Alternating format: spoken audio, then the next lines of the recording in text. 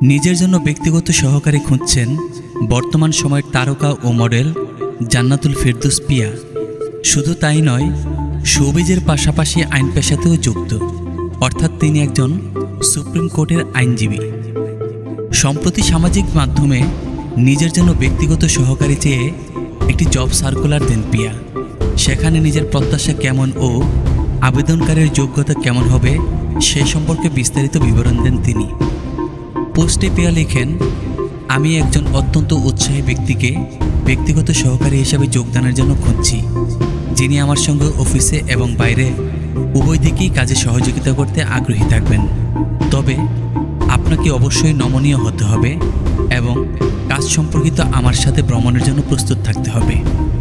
সেখানে নিজের ইমেল অ্যাড্রেসটি যোগ করেন পিয়া, আর সেখানে আবেদন করতে থাকেন আগ্রহীরা।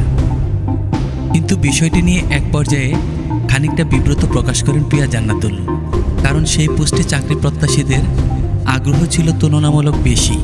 পিয়ার দাবি, অনেকে বেশি উৎসাহ প্রকাশ করেছেন যা অপ্রয়োজনীয়। তাদের উদ্দেশ্যে বিনীত অনুরোধও রাখেন পিয়া।